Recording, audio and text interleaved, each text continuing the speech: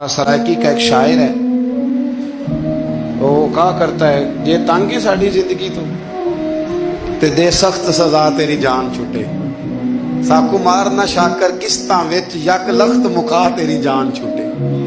इमाम हसन रदी अल्लाह तआला अन्हु फरमाते हैं, इमाम हसन ने कोई लंबा वक्त नहीं अपनी वालिदा के साथ गुजारा, छोटे थे तो सैयदा फातिमा ज़हरा रदी अल्लाह तआला अन्हा विसाल कर गईं। पर शेर खुदा के पुत्र की बात देखें, इमाम हसन कहते हैं, लोगों मैं जब थोड़ा सा बाशऊर हुआ और मुझे चीज़ें थोड़ी सी दिखाई देने लगी तो मैंने कभी अपनी अम्मा के साथ एक प्लेट में खाना नहीं खाया था। हुजूर सारी दुनिया खाती है तो आपने क्यों नहीं खाया?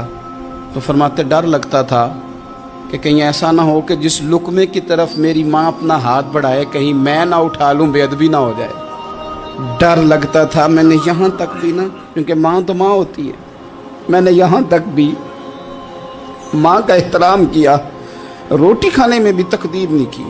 हजरत राबिया बसरिया रहमतुल्लाह अलैहा पड़ोस में एक नौजवान रहता था, जो हमारे दाएं बाएं लोग रहते हैं ना, जिनके साथ बचपन गुजरता है, बंदा जानता है। तो नौजवान एक दिन घर से बाहर निकला, अम्मा जी उसे बड़ा पुराना जानती थी। बाहर निकला तो सर पे उसने सुर्ख रंग की पट्टी बांधी। अम्मा जी कहने लगे, बेटे खैरियत है?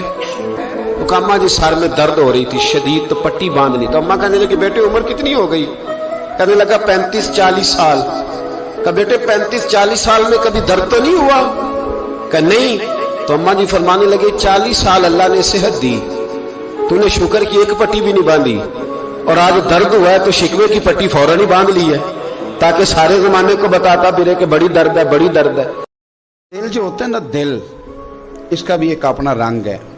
दिल को अरबी में कल्ब कहते हैं। कल्ब कहते हैं उलट पलट होने वाली चीज को। ये सवेरे कहीं होता है, दोपहर कहीं और होता है, शाम को कहीं, ये उलट पलट होता रहता है।